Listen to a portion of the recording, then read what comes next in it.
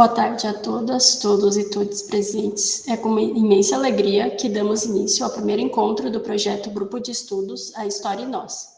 Este é um projeto de ensino que tem como objetivo aprofundar as temáticas capazes de promover diálogos interdisciplinares com a história. Estamos entusiasmados com a oportunidade de explorar questões que ultrapassam os limites de uma única disciplina.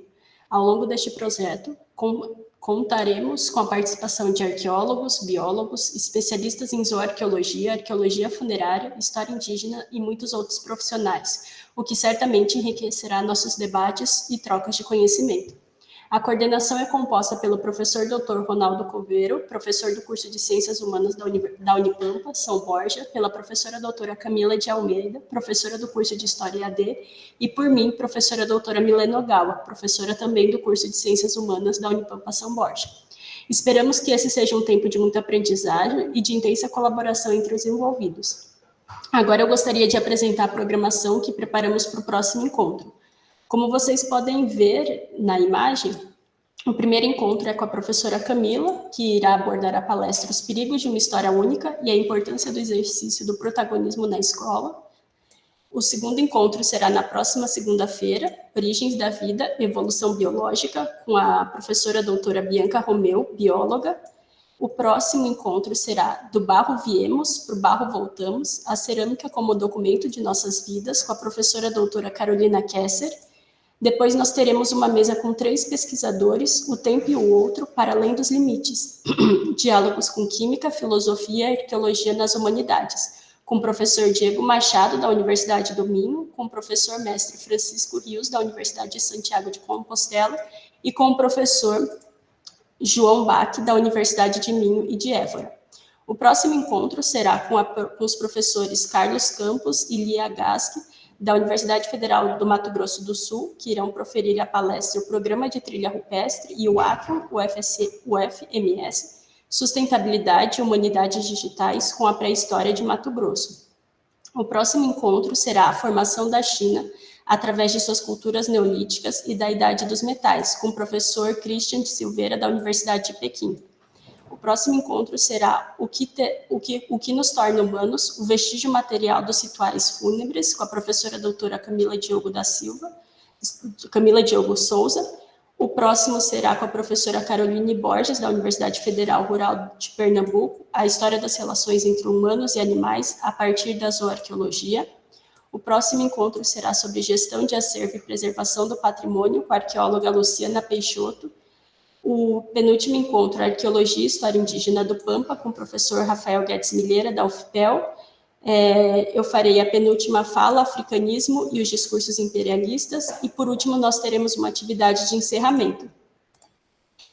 A nossa programação ocorrerá em ciclos semestrais, o primeiro de abril a junho será de pré-história e o segundo de antiguidades, de agosto até novembro, e contará com recortes do Egito, Mesopotâmia, Grécia, Roma, os Incas, os Maias, os Astecas e o Japão. Haverá uma certificação das atividades complementares, as ACGs, mas deverá haver uma porcentagem de 70% de presença, isto é, pelo menos 9 dos 12 encontros. A presença será registrada por meio do preenchimento de um formulário, que será disponibilizado no chat em momento oportuno ao longo da fala. Além disso, durante a apresentação, será falada uma palavra certificada que deverá ser inserida para confirmar que assistiram ao conteúdo. Todos os nossos encontros serão online, às segundas-feiras, das 19h30 às 18h30. Hoje a primeira palestra será conduzida pela professora doutora Camila de Almeida Silva, coordenadora do projeto de ensino. A professora Camila é doutora em História junto à Universidade Federal de Santa Maria, mestra em História pela Universidade Federal de Pelotas e licenciada em História pela Universidade Federal do Rio Grande. Ela desenvolve pesquisas sobre história do tempo presente, ditadura civil-militar no Brasil, memória, direitos humanos e imprensa. Ela também é professora do município de Recife e professora formadora do curso em História da Unipampa UAB. A palavra é toda sua, Camila. Obrigada, Milena. Boa tarde, boa noite, tá? Vocês vão observar que, para mim, ainda já é noite, aqui em Recife, especificamente, tá? Eu vou começar a minha apresentação. Eu peço que que vocês façam anotações, que a gente vai ter um momento oportuno para fazer perguntas, certo? A ideia, complementando ao que a professora Milena já comentou, a ideia é que isso não são palestras à parte, né? E sim a gente consiga desenvolver uma atividade, né, uma noção de grupo de pesquisa e de ensino, tá? Então, por isso que não são certificados individuais, e sim a ideia de fazer parte do grupo como um todo. Então, a professora Milena já colocou no Google sala de aula diversos textos, para que também vocês, aos poucos, consigam também se preparar antes, né? Principalmente se tiverem alguns temas que sejam mais novos, que vocês não tenham muito conhecimento, mas que também pode ser muito aí utilizado a formação de vocês ao longo dos cursos que vocês pertencem, ok? Vou começar aqui. Peço que vocês, por gentileza, me avisem a partir de voz, que eu não vou vê-los. Estão enxergando? Sim. Tá bem. Estão. Bem, gente, como a professora Milena já comentou, a fala que eu trago hoje, e ela é uma fala inicial, acho que também para que ela oriente todo o processo do nosso grupo, né, de um projeto de ensino que está buscando entender esses processos que já estão ali nomeados, né, então tem arqueologia, tem muitos temas ali para a gente desenvolver, mas começa com os perigos de uma história única e a importância do exercício do protagonismo na escola. Eu escolhi esse tema em função do fato de que os dois cursos que estão, né, promovendo, estão juntos dessa atividade, são duas licenciaturas, né, a licenciatura de História na modalidade EAD da Unipampa e as Ciências Humanas na unidade presencial lá em São Borja.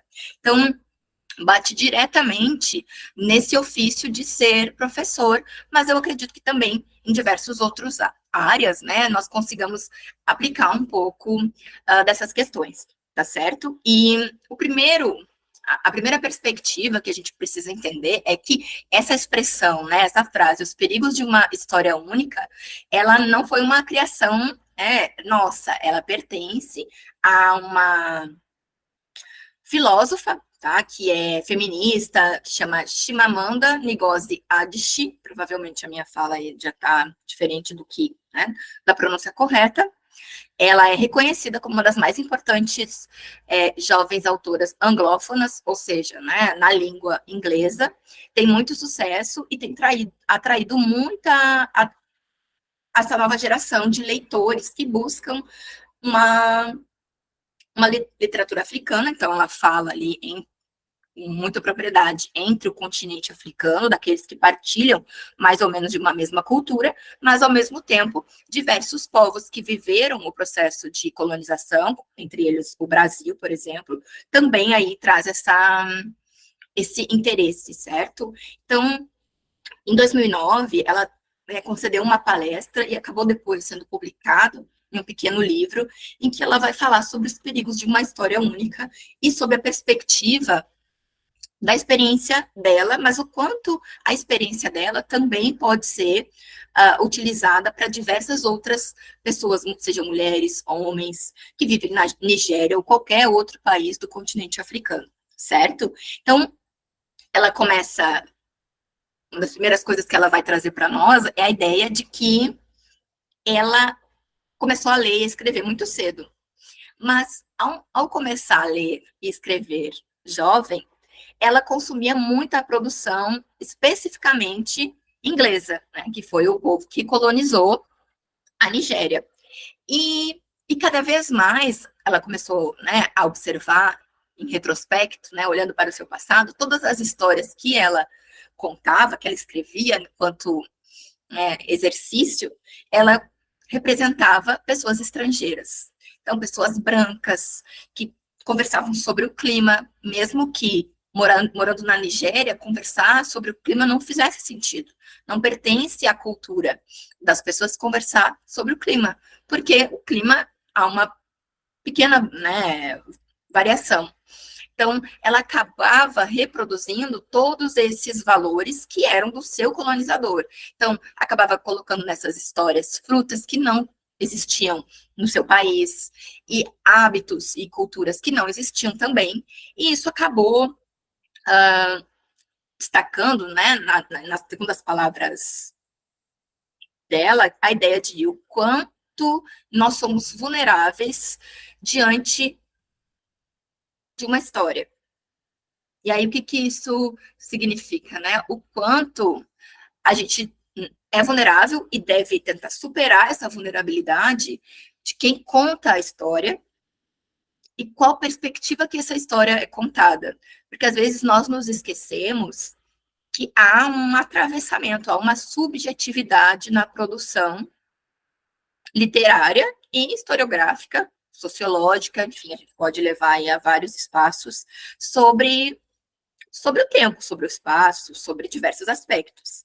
E para isso a gente tem que pensar nas nossas escolhas aí enquanto educadores, mas também nas nossas escolhas enquanto sujeitos, né, sujeitas históricas, e que caminhamos aí no mundo e que olhamos a nossa realidade a partir, por exemplo, né, eu, Camila, latino-americana, colonizada, que eu devo decolonizar em vários aspectos esse meu olhar, para que nós não fiquemos reféns dessa proposta, tá?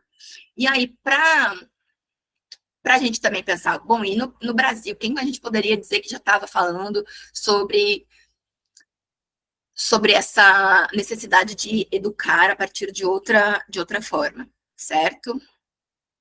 Paulo Freire, trago aqui, né, o pernambucano, acho que muito conhecido em todo o Brasil, que ele foi, né, acho que ele lançou muito, falava-se muito, né, na sua pedagogia sobre a importância das vivências, sobretudo nas crianças, porque ele vai falar muito sobre a perspectiva da alfabetização, certo?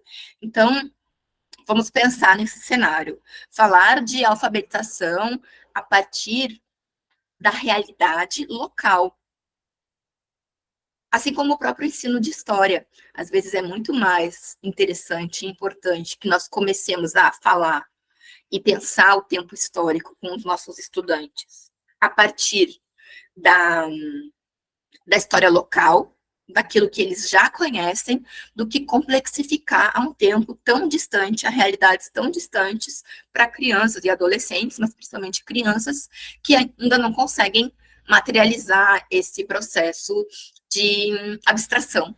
Então, é bem interessante uma das frases que, né, técnicas, metodologias que Paulo Freire traz, é porque não ensinar a importância dos rios, como, por exemplo, a gente vai falar na antiguidade, né, tipo, os rios Tigre e Eufrates, por exemplo, com o próprio rio que corta e atravessa as cidades, as grandes cidades. Aqui no Recife mesmo, a gente utiliza muito essa experiência para falar sobre a própria produção agrícola, que temos aqui em Recife, toda a região metropolitana, onde tem um dos rios muito importantes, que é o rio Capibaribe, mas, ao mesmo tempo, a urbanidade, né, a urbanização, levou a... Hoje nós temos um grande problema com o fato de que há as enchentes, né, em função de outras explicações que são aí de natureza ambiental. Então, por que não começar a partir das experiências do local, das vivências das crianças, para depois partir para realidades mais distantes, tá? Então, a partir de Paulo Freire, a gente pode pensar que no Brasil, a noção de experiência, ela vai ganhando mais um centro, e a experiência de si, ou seja, valorizar a história e as experiências dos estudantes, dos sujeitos de um, né, e essa experiência dos outros. Então, é também conhecer a si, mas conhecer aos outros, numa relação, que a gente pode chamar aqui, uma relação dialética, que você só consegue conhecer a si quando você se diferencia do outro, mas, ao mesmo tempo, você também se aproxima desse outro em diversos momentos, tá? E por que eu trouxe a Chimamanda e o Paulo Freire, que estão tão distantes, né, na sua produção sobre esse entendimento, e a explicação é por que eu trouxe Paulo Freire, ali que tem 30, 40 anos, né, da sua produção mais recente, é para pensar que o que a Chimamanda traz para nós já era um conceito muito corriqueiro, que surgia numa pedagogia mais crítica no Brasil, mas que agora tem tido mais um fôlego e que aí todos nós aí estamos consumindo muito mais a história e a cultura do continente africano, porque nós entendemos em grande parte que isso pertence à nossa própria história, pertence à nossa própria cultura, tá bem? Na sequência disso, eu trago uma necessidade, certo?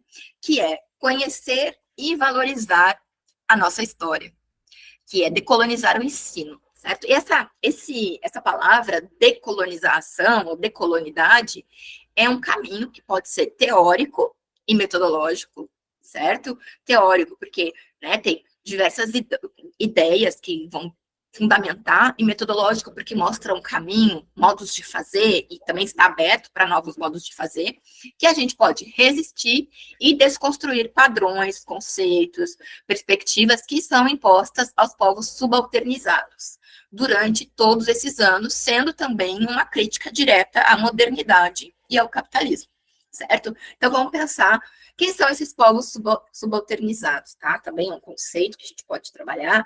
A ideia do subalterno é pensar todo aquele que está numa condição de margem, marginalizado. Então, o continente africano, o continente, a América Latina, vamos pensar assim, parte da Ásia, muitos desses povos vivem numa situação de subalternização desde o processo da colonização, certo? E essa ideia de fazer uma crítica direta à modernidade é porque muitas vezes nós vemos na produção do conhecimento e na produção, por exemplo, dos livros didáticos, nos conteúdos que nós utilizamos com os nossos estudantes, essa ideia de que a modernidade, ela é europeia e, consecutivamente, é um modelo de sucesso e é um vir a ser, é algo que todos os países almejam, vamos pensar assim.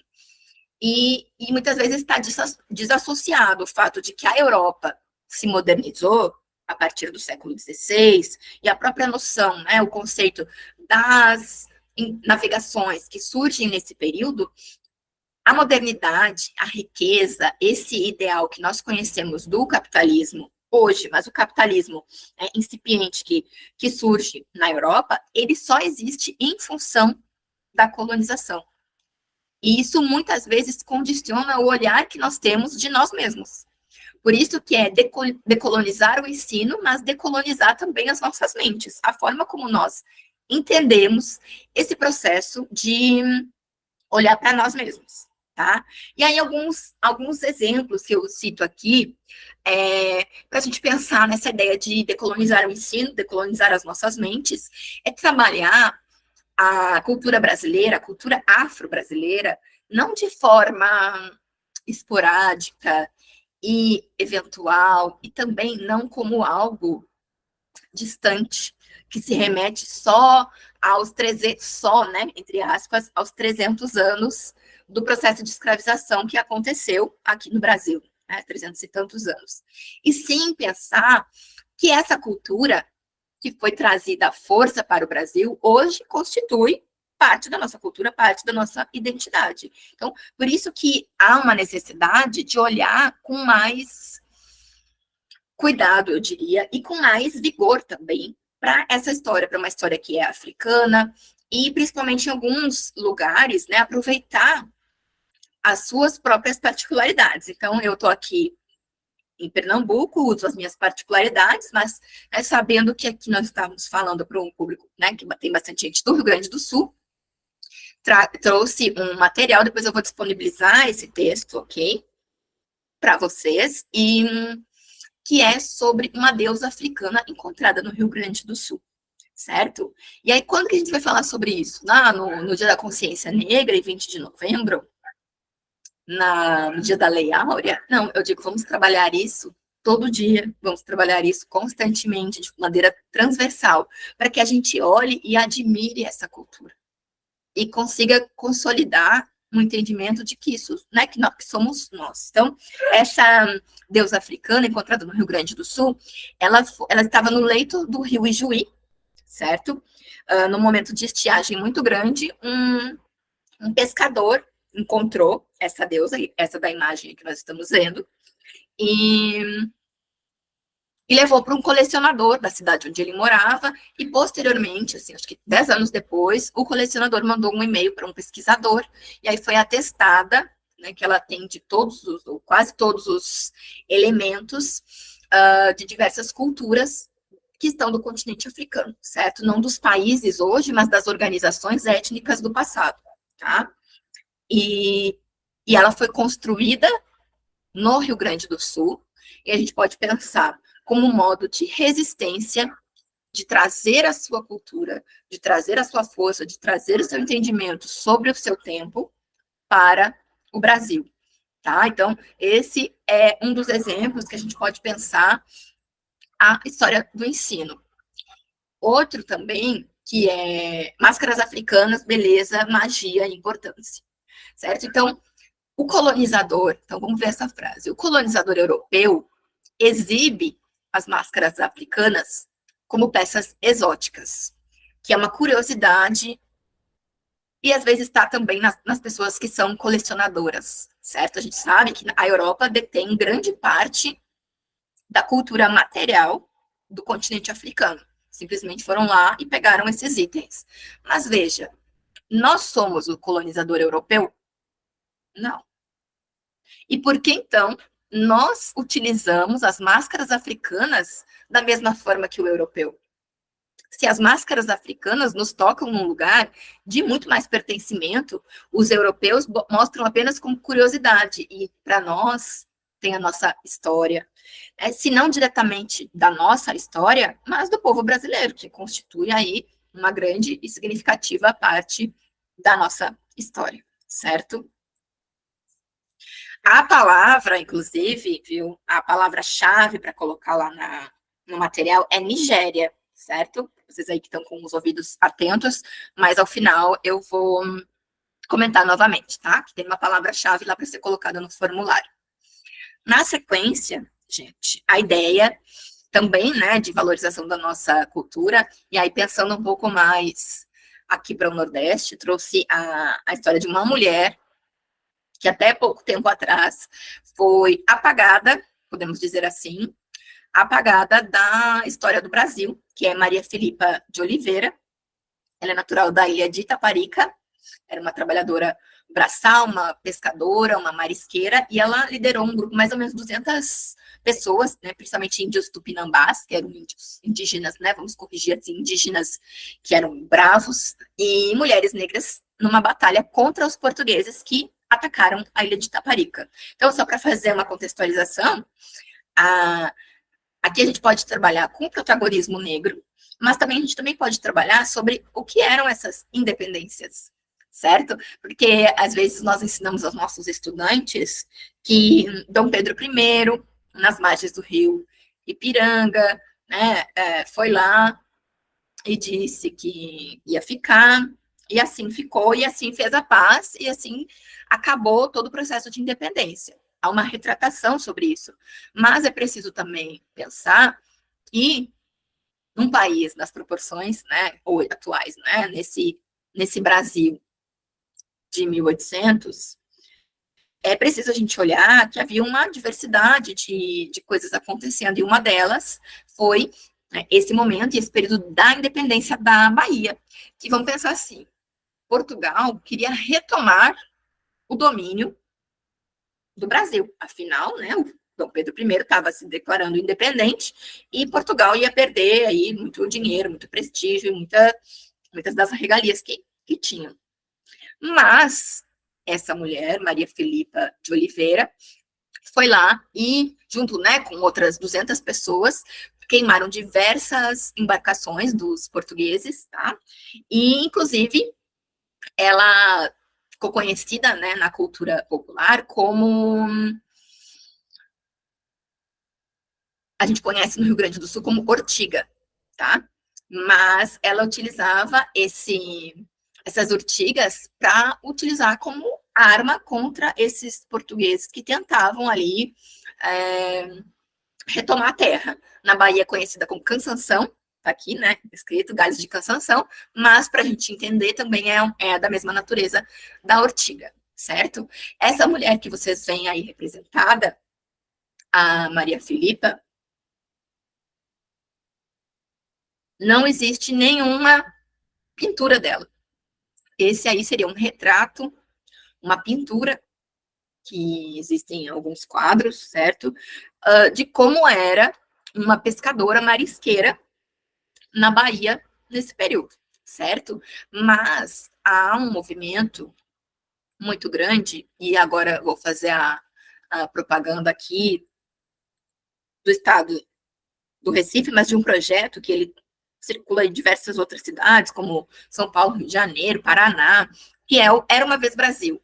Esse Era Uma Vez Brasil está mostrando e está trazendo à tona, né, ajudando na produção, tanto dos estudantes como na produção para professores, a ideia de quais outras independências nós podemos pensar, certo? E traz Maria Filipa, Maria Quitéria e tantas outras mulheres que também podem ser utilizadas para a gente reconstruir tanto uma perspectiva do nosso protagonismo feminino, de uma luta, de uma resistência a esse período da escravização, e também mostrar que a independência não foi aquela passividade, aquela tranquilidade, que tiveram diversas outras envolvidas, né? Por exemplo, a mais recente que eu conheci, eu imagino, eu até gostaria que depois alguém me dissesse se conhece, é uma revolta chamada Brigue Palhaço, no Pará. Depois vocês me contem, tá bem? E, para finalizar, aqui, só um segundo, aqui está um material, certo? Do projeto Era Uma Vez Brasil. Esse link é clicável, depois vocês podem olhar, e tem também nas referências, e vai estar lá no grupo.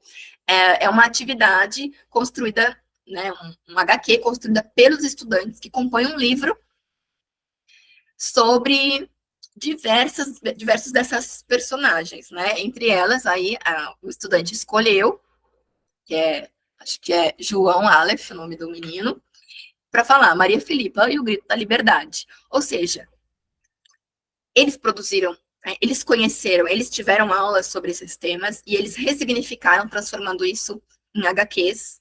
E aí, o projeto Era Uma Vez Brasil, que tá tendo uma versão aqui no Recife, produziu aí um material didático que vocês podem, né, utilizar nas experiências de vocês, tá aí no site do Era Uma Vez Brasil, certo? Novamente, gente, a nossa senha, né, para vocês colocarem no formulário é Nigéria. Então, e para finalizar, só para que vocês conheçam aqui as nossas referências, ok? Principalmente dessas reportagens, né, do Era Uma Vez Brasil, e também desse site, que é o Ensino História, que está falando muito dessas heroínas, das máscaras e da deusa africana que foi descoberta no Rio Grande do Sul, certo? Muito obrigada. Espero que vocês tenham feito aí boas anotações para a gente conversar no restinho do tempo que nós temos, ok? Olá, muito obrigada, professora Camila. Eu gostaria de, se vocês quiserem colocar as perguntas aqui no chat para a gente ler, o formulário está ali, é só clicar. Não esqueçam de colocar o nome completo. Eu já vi algumas pessoas aqui respondendo só como o primeiro nome, e não é o nome completo, porque tem várias pessoas com o mesmo nome, tá bom? Além disso, tem a questão da certificação. Então, vocês querem ali serem reconhecidos, então tem que ter o nome completo para depois vocês encaminharem aí, seja para qual uso que vocês queiram. O formulário ele está pedindo permissão para ser acessado. Mas vocês entraram com e-mail institucional? Eu não sou da Unipampa, então... Aí solicita, porque a Milena, tu pode deixar com acesso livre, acho que já fez? Ela vai deixar ali. Professora Camila, o mesmo caso a Rita, eu não consegui preencher o formulário, está me pedindo uma permissão. Tá, acho que Milena vai ou conceder a permissão ou alterar Eu coloquei aqui aceitando respostas e estão colocando. Só que quem não conseguir, por favor, me envia um e-mail, que daí eu tento no próximo formulário ver o que dá para fazer, tá bom? Tá. Compartilha comigo, Milena. Milena, eu acho que nem quem é da Unipampa vai conseguir responder, porque o formulário ele está fechado só para a organização. Então, Ó, Pamela conseguiu. Na verdade, tem algumas pessoas, ó, Tamires, Aline, Sidmar, de todos eles já estão respondendo. Por isso que eu não sei, eu acho que... Tentem aí mais Milena, uma vez. eu não consegui responder. Eu envio e-mail. Tá, então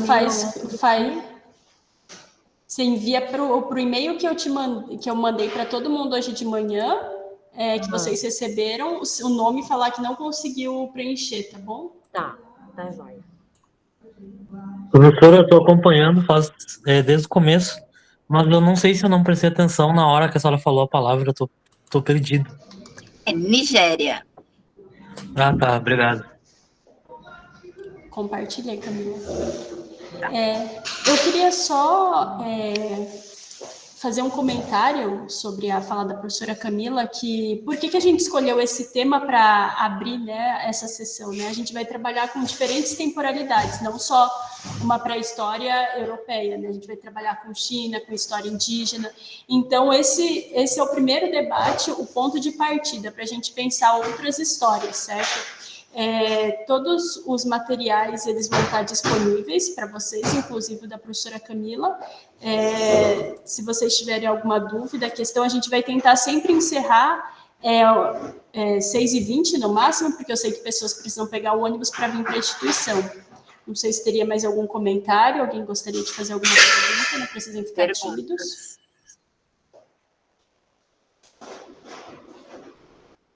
Perguntas aqui, minha gente, senão eu vou perguntar e responder. Jarbas. Oi, professora Camila. Boa noite, colegas. A gente já se conhece, né, professora Camila? Sim, com certeza. Quando a senhora fala do perigo da história única da escritora nigeriana, ela, se não me engano, tem um vídeo que está no YouTube que ela explica isso, justamente foi quando ela foi da Nigéria para estudar nos Estados Unidos, né? E aí estranharam por ela ser negra, por ela falar tão bem inglês, por ela ser tão articulada, por ela ter conhecimento sobre a história americana em inglês, né? E aí foi que que ela conta nessa palestra do YouTube ainda que as pessoas se admiraram, que parece que na África só existia pobreza, só existia necessidade, aquela história do perigo da história única. E eu acho que é esse o contraponto que ela faz, quer dizer, as pessoas têm uma visão, né? Talvez a visão europeia e América do Norte do respeito do Brasil é que o Brasil seja só uma terra de matos e bichos também, né? Mas eu quero dizer que é um texto muito interessante para a gente conversar, e uma coisa que eu falei só mais um comentário sobre decolonizar o ensino, sabe que no final de semana eu estava estudando uma coisa, e aí vem o contraponto, sabe? E isso se usa o contraponto é o seguinte: estava escutando uma palestra do professor Talgolin sobre a introdução da erva mate. E vários fatores, e um dos fatores da proliferação da erva mate foi as guerras, de ter que se levar a erva mate para as guerras, e que tinha muitos índios, e os índios consumiam mais ou menos 2 quilos de erva mate por mês. Mas teve um segundo fator, que é o fato dos bandeirantes. Quando os bandeirantes vieram para o Rio Grande do Sul e tentaram escravizaram indígenas, né? Uma das estratégias era o plantio da erva mate. E aí a erva mate se proliferou no Brasil inteiro e exportou, segundo o professor Talgolin. Mas aí que ele cita uma coisa muito, muito interessante, sabe? Ele diz que é Jarbas, com licença, deixa eu só te falar um negócio. Será que você poderia fazer a sua pergunta nos próximos 2 minutos, só porque tem mais 3 pessoas para perguntar e a gente precisa dar uma liberadinha? Desculpa, okay. É por causa mesmo do tempo para a gente seguir, porque muita gente pega ônibus, tá bom? Me desculpe. Tá, o seguinte comentário o professor Talgolin que existe um comportamento contraditório, existe uma contradição. quando a gente tem bandeirantes cultivando erva mate e permitindo que essa erva mate se expanda, e agora tem uma segunda contradição, e isso se usa também na educação profissional. Quando a gente trabalha em ambientes contraditórios, a gente como professor trabalha nesse ambiente contraditório. Nós temos um processo de colonização, e esse processo de decolonização também é contraditório, mas ao mesmo tempo permite uma série de trazer culturas novas. Os africanos vieram para cá e povoaram esse Brasil inteiro. Tem um monte de cultura africana que está aqui, está enraizada na formação desse povo. Era esse o espaço contraditório. Obrigado, professor. Obrigada, Jarbas. Marcos Serres. Boa noite, sou do curso de Ciências Humanas, licenciatura em Ciências Humanas. Quero dizer que eu me apaixonei por esse texto, professora, lendo agora de tarde, e eu achei interessante uma coisa, que ela fala ali sobre um mercador chamado John Locke, na Inglaterra, que ele faz um relato de como eram os africanos, que eram pessoas sem pescoço e com a boca na barriga, né? Isso daí, na minha cabeça, é uma tentativa de desumanizar aquele povo para dar uma... Tu vai massacrar eles, mas pelo menos tu tem uma culpa a menos, porque não são humanos que nem eu, sabe? Eu acho que esse é um uso instrumental dessa história planejada, né, para colonizar, e a gente vê isso até hoje. Por exemplo, a narrativa de que os palestinos são bárbaros, são terroristas, tudo isso daí são histórias criadas, né, para desumanizar aquele povo e justificar determinada barbárie. Isso também é um dos perigos da história única, quando só tem um ponto de vista, o ponto de vista que prevalece é de quem tem mais poder, e isso também a filósofa fala. Então é isso aí, muito obrigado, professora. Um abraço para todos. Abraço. Suelen, meu amor. Liga aí seu microfone, peraí. Olá! Oi! Tudo bem, professora? Vai ser bem rapidinho. Eu tenho uma pergunta, na verdade, ouvindo a sua fala e lendo alguns textos. Como que faz quando você está em sala de aula e tem que lidar com essa forma engessada que as escolas querem que você ensine, principalmente história e sociologia? E principalmente quando é um ensino de adultos, no EJA, principalmente. Eu lembro que no meu segundo estágio, o terceiro, eu peguei EJA o conteúdo era movimentos sociais. Uhum. Então, isso foi traumatizante para mim, foi um momento muito difícil de eu ir chorando no ônibus para casa, porque é muito difícil ultrapassar essa barreira do que já vem pré-formado, né, na mente deles. Eu queria uma dica sobre isso. Como que, em primeiro lugar, as instituições, né, que querem que você use o livro didático, que já vem com aquele conteúdo que a gente sabe, né, que não é bem assim as coisas, e como que a gente vai agir também com essa coisa das pessoas mais velhas que têm essas crenças e, né, muito enraizadas, assim, que é muito difícil de contornar. Essa é a minha pergunta. Tá, obrigada, Sueli. Vou fazer um comentário geral do primeiro até chegar na tua pergunta. Sobre essa ideia da nossa cultura diversa, e que foi perguntado ou comentado sobre a ideia dos bandeirantes, a gente também consegue observar o quanto é contraditório, sim, você vê esse conceito, né, de quem eram os bandeirantes, quais eram os interesses, e, inclusive, a gente pensar, por exemplo, que tem que os bandeirantes dão nome a diversas ruas, ou seja, são considerados heróis nacionais, enquanto outros heróis que também poderiam ser considerados heróis nacionais, aí, por exemplo, no caso do Rio Grande do Sul, Sepete Araju, entre outros, tem aí um espaço, um protagonismo muito reduzido, e eu acho que isso é um sintoma. É um sintoma dessa colonização da nossa mente. Porque o bandeirante, ele era a pessoa que assumiu o processo de colonização. Assumiu o processo de migrar né, de colonizar o Oeste, de cada vez mais adentrar Brasil adentro. Então, o Bandeirante, ele era essa pessoa que detinha aí o projeto colonial.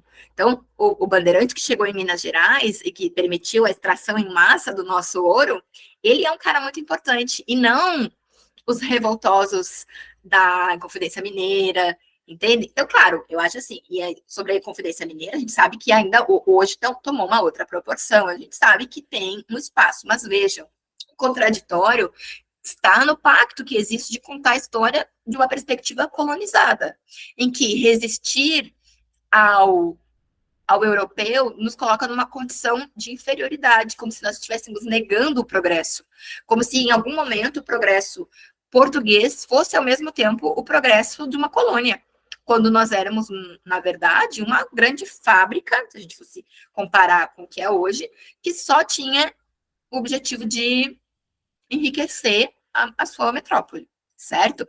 Aí sobre o comentário de Marcos, eu adoro também, tanto a palestra dela como ali o livro, e eu acho que também vai se relacionar um pouco com os desafios da sala de aula. Então, uma coisa que ela coloca, né, ela é uma mulher nigeriana, negra, que conhece muito a história do outro, né, do europeu, do branco, ela foi vítima disso na infância, então, mas ao mesmo tempo, ela também já passou por uma situação em que ela foi vítima da história única, quando em uma oportunidade ela pôde ir até o México, e ela foi consumida pela uma percepção de que o México só existia pobreza, só existia pessoas tentando, né, a todo momento sair dos estados mexicanos, e ela, quando chegou lá, viu beleza, viu, né, uma sociedade que tinha seus problemas, assim como os problemas que existiam na Nigéria, golpes militares, a própria ideia de colonização, né, e as dificuldades étnicas. Então, ainda assim, todos nós somos vítimas de uma história única. O que a gente precisa, por isso que a ideia é decolonizar a nossa mente. Então, mas é muito difícil, qual que é a receita, ou é muito fácil. Não, com certeza, não é fácil, não. E aí eu acho que, já indo para a pergunta da Suelen, não tem receita. Eu acho que é muito importante a gente conhecer o nosso terreno, certo? Então, o limite é aquele que é imposto pela escola, a gente sabe. E quanto mais precária é a nossa condição, por exemplo, dentro da instituição de ensino, né, às vezes é uma instituição privada, ou às vezes é um contrato. Então, quanto mais precária é a nossa situação, enquanto professor, mais limitado é o nosso poder de alterar alguma coisa, né? Sair do livro didático, propor outras coisas. Mas, ao mesmo tempo, eu acho que a gente pode traçar individualmente, cada uma das nossas experiências, né, quanto professores, professoras, um limite. Ou, tipo, aonde eu quero ir? Aonde eu acho que a minha instituição me permite? O que o meu município me permite enquanto atividade extra, por exemplo? O que o meu município me permite para que eu decolonize mentes? Não precisa ser, por exemplo, estou trabalhando em determinado... Já respondo, Rita. O nosso ensino está totalmente relacionado, muitas vezes, na verdade, com a história local. Então, encontre uma forma de decolonizar a sua realidade, e não necessariamente chocando com, né, vindo com um cenário aí muito diferente, por exemplo, do Rio Grande do Sul, tá? Mas não é fácil não, viu? Não sinta a culpa por não conseguir, mas é uma ideia de, eu vou fazer isso. Às vezes você não leva a turma toda a entender o processo, né? Mas, por exemplo, essa ideia da HQ, de colocar para uma produção, você pode usar a base do livro didático, complementar com algumas histórias, mas, assim, é um desafio, não quero simplificar o processo, que é muito fácil, receita é essa. Não, infelizmente, não temos receita.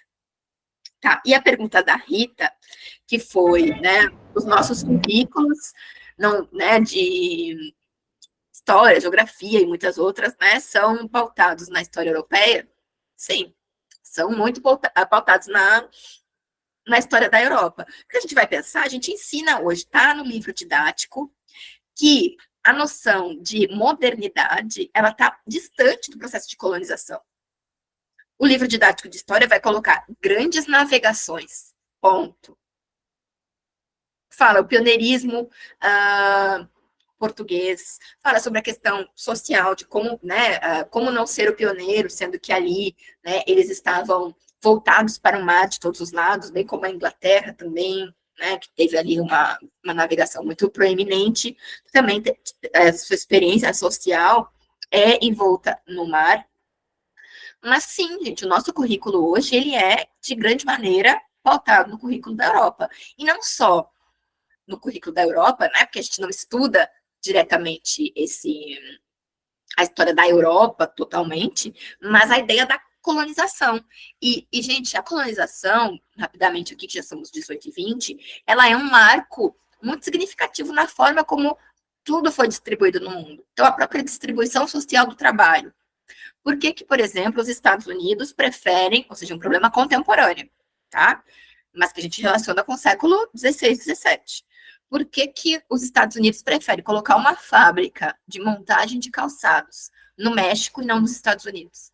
Porque no México, os Estados Unidos já interferiu e tem políticas né, trabalhistas fracas e que permitem que a lucratividade de uma empresa de capital nacional dos Estados Unidos, ela vai ter mais lucratividade. Então, essa aqui são as questões, por isso que a gente tem um currículo que ele é eurocêntrico. Então, a gente tem que fazer alguns movimentos para ir, aos poucos, ali, mostrando esse lugar de protagonismo de nós, latino-americanos, brasileiros, e aí todos os nossos adicionais. Marco Serres, depois Gleice.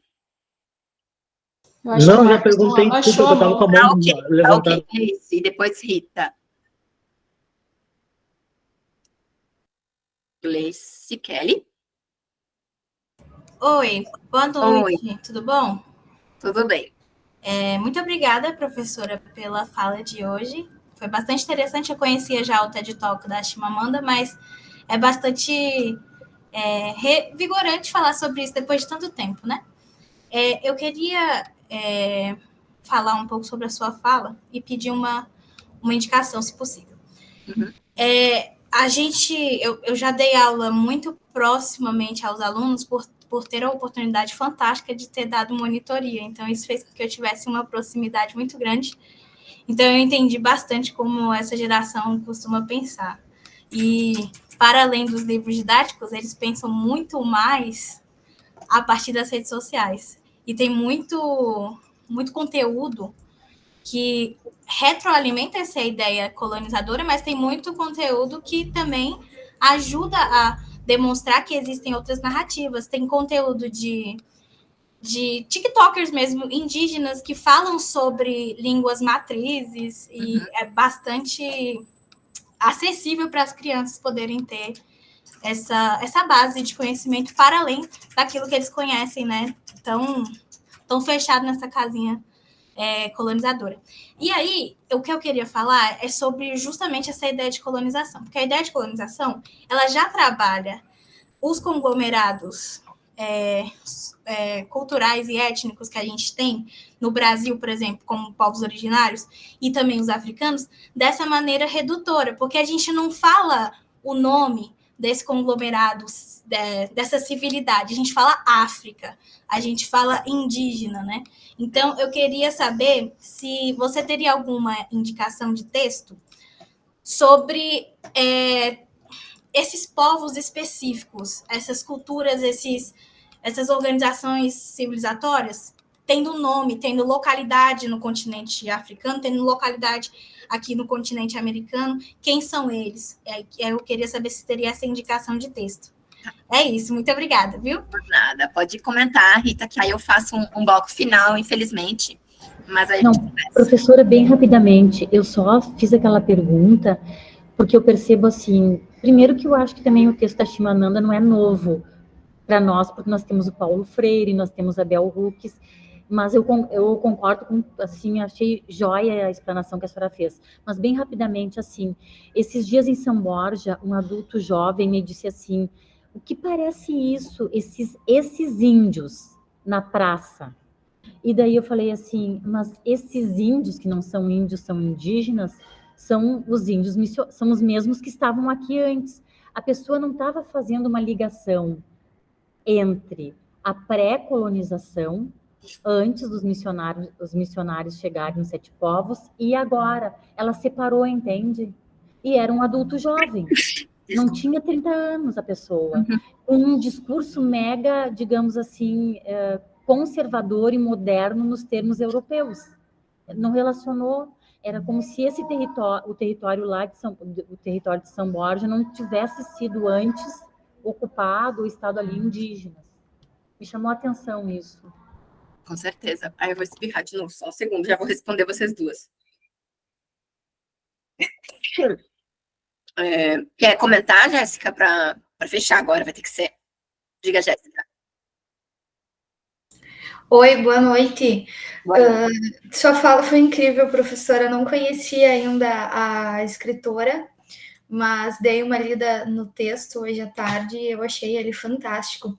Eu queria complementar a fala da colega Rita, né? O que acontece, o que aconteceu na nossa cidade de São Borja? Nós tivemos um apagão, né, da cultura indígena. Nós somos uma das únicas cidades que não preserva a estrutura, né, das reduções. Então, a nossa igreja foi totalmente modificada. Agora, nós temos até alguns objetos, né, da época jesuítica que eles foram repaginados, vamos usar essa palavra assim, de uma maneira extremamente tosca e grotesca. E aí, então, acontece essas situações que a colega expôs, né? Além da gente ter uma dificuldade no acesso a informações, enfim, a passar essa história que foi vivenciada por nós, ainda o pouco que nos restou é apagado, é diminuído, não é valorizado, e aí, então, a gente acaba tendo situações assim. Era só mesmo para complementar a fala. Muito obrigada pelo espaço. Por nada. Vou fazer um comentário bem geral, viu, Milena? Nos últimos 3 minutos que nos restam. Foi mal, aí nos ultrapassamos. Eu queria comentar, primeiro, a própria noção da memória. Gente. O que nós lembramos é um projeto político. Isso explica São Borja. A gente é refém de uma memória coletiva, né, de uma memória contada, que é essa perspectiva da história única, que é quem decide contar, o que ela vai retirar e o que ela vai fomentar.